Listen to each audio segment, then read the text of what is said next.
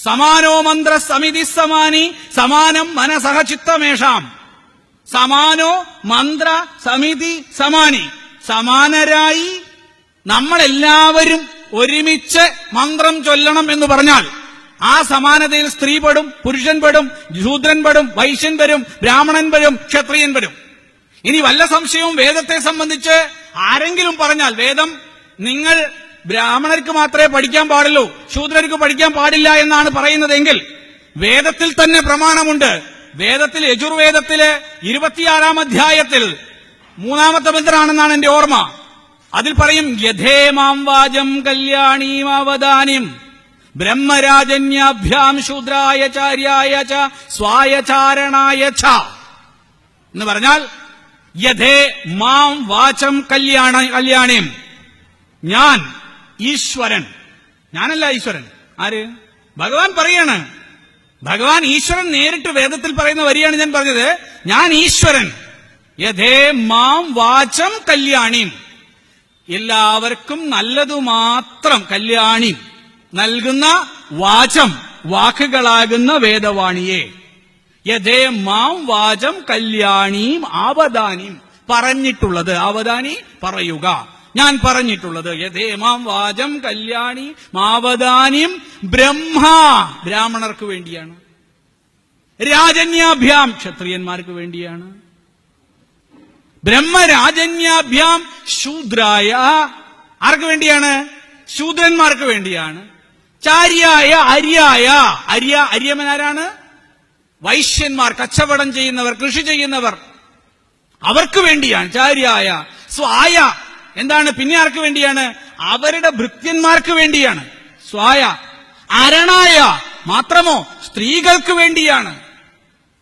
ഞാൻ ഈ വേദം പറഞ്ഞിരിക്കുന്നത് സ്ത്രീകൾക്ക് വേണ്ടിയാണ്, ബ്രാഹ്മണർക്ക് വേണ്ടിയാണ്, വൈശ്യർക്ക് വേണ്ടിയാണ്, ശൂദ്രർക്ക് വേണ്ടിയാണ്, ക്ഷത്രിയർക്ക് വേണ്ടിയാണ്, അവരുടെ ജോലിക്കാർക്ക് വേണ്ടിയാണ്, സ്ത്രീ എല്ലാവർക്കും വേണ്ടിയാണ് എന്ന് യജുർവേദം, ശുക്ല യജുർവേദത്തിലെ മാധ്യം ദിനത്തിൽ കൃത്യമായി 26-ാം അധ്യായത്തിൽ പറഞ്ഞിരിക്കെ വേദം എല്ലാവരും പഠിക്കണം.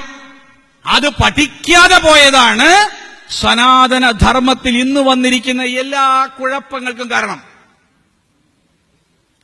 എവിടെയൊക്കെ എന്തെല്ലാം അന്ധവിശ്വാസങ്ങളുണ്ടോ അതിന് കാരണം വേദം പഠിക്കാത്തതാണെന്ന് സ്വാമി വിവേകാനന്ദൻ പറഞ്ഞിട്ടുണ്ട്. അദ്ദേഹത്തിന്റെ അവസാനത്തെ ആഗ്രഹം എന്തായിരുന്നു എന്നറിയാമോ? കൽക്കട്ടയില് ഇന്റർനാഷണൽ നമ്മളെ കോൺഗ്രസ് പാർട്ടിയുടെ സമ്മേളനം നടക്കുമ്പോ ഗാന്ധി ഉൾപ്പെടെ വിവേകാനന്ദനെ കാണാൻ പോയി. പക്ഷെ വിവേകാനന്ദൻ അന്ന് വലിയ തിരക്കിലായതുകൊണ്ട് ഗാന്ധിജിയോട് പിന്നെ വരാൻ പറഞ്ഞു. പക്ഷേ ഗാന്ധിജിക്ക് പിന്നെ വരാൻ കഴിഞ്ഞില്ല. അപ്പോഴേക്കും വിവേകാനന്ദ സ്വാമി സമാധിയായിപ്പോയി. അന്ന് അദ്ദേഹത്തിനെ കാണാൻ പോയി കണ്ട കോൺഗ്രസുകാരോട് അദ്ദേഹം പറഞ്ഞ കുറച്ച് കാര്യങ്ങളുണ്ട്. എന്താണെന്നറിയാമോ? എന്റെ ഏറ്റവും വലിയ ആഗ്രഹം ഒരു വേദ പാഠശാല തുടങ്ങുക എന്നത്. സനാതന ധർമ്മത്തെ പഠിക്കുന്നതിന് വേണ്ടിയിട്ട് നമ്മളിപ്പോ ഒരു ക്ലാസ് മുഴുവൻ സമയം പഠിക്കാൻ വേണ്ടി വ്യവസ്ഥ ചെയ്യുകയാണ്. അത് എല്ലാ ഞായറാഴ്ചയാണ് ക്ലാസ്. എല്ലാ ഞായറാഴ്ചയും സമയമൊക്കെ അവിടെ അവർ പറയും, വരിക പഠിക്കാം. അങ്ങനെ അവർ വന്ന് പഠിച്ചിട്ട് പോകണം. കാരണം എന്താണെന്നറിയോ? ഇവിടെ ശൂദ്രജാതിന്നോ മറ്റു ജാതി എന്താണ് മതമോ എന്നൊന്നും നമുക്ക് പാടില്ല. സ്ത്രീകളത് പഠിച്ചാല്, മറ്റു ജാതിക്കാരത് പഠിച്ചാൽ ഒന്നും സംഭവിക്കാൻ മതി. അത് പഠിപ്പിക്കാത്തതാണ് പ്രശ്നമായത്. ഇത് പഠിപ്പിക്കാത്തത് കൊണ്ടാണ് ആളുകൾക്ക് ഇപ്പൊ ഒന്നും മനസ്സിലായില്ല. ഇപ്പൊ ഇത് മ്യൂസിയത്തിൽ വെക്കാൻ പറ്റിയൊരു സംഗതി മാത്രമാണ്. മ്യൂസിയത്തിൽ വെക്കാം, അത്രേ പറ്റൂന്ന് നിലയായി. നാളെ ഞാൻ ചോദിച്ചു, വേദം എല്ലാ ഗ്രന്ഥങ്ങളുടെയും ആധികാരിക അടിസ്ഥാന ഗ്രന്ഥമാണ്. അത് വളരെ ശരിയാ. ഞാനൊരു സ്ഥലത്ത് പോയപ്പോ കുറെ പുസ്തകം മുകളിൽ വെച്ചിട്ടുണ്ട്, ഏറ്റവും അടിയിൽ വേദമുണ്ട്. ഈ വേദം എടുക്കാൻ പറ്റൂല. കാരണം എന്താ വെച്ചാൽ അടിസ്ഥാന ഗ്രന്ഥമാണ്. മുകളിലേക്ക് വേറെ കുറെ പുസ്തകങ്ങളാ. അപ്പൊ അതുകൊണ്ട് അടിസ്ഥാന ഗ്രന്ഥം എടുക്കാൻ പറ്റാത്ത സ്ഥിതിയാ. അതൊക്കെ ഒന്ന് മാറ്റിയിട്ട് ഈ അടിസ്ഥാന ഗ്രന്ഥത്തെ ഒന്നെടുത്ത് ജനങ്ങളുടെ മുമ്പിലേക്ക് അങ്ങ് ഇട്ടുകൊടുക്കുക, അവരെ അത് പഠിപ്പിക്കുക, അതിന്റെ ആചാരങ്ങൾ അവരെ മനസ്സിലാക്കിപ്പിക്കുക. അമ്മമാരതൊക്കെ പഠിച്ചു കഴിഞ്ഞാൽ വലിയ മാറ്റം ഉണ്ടാവും. കുഞ്ഞുങ്ങൾക്ക് പോലും മാറ്റം ഉണ്ടാവും.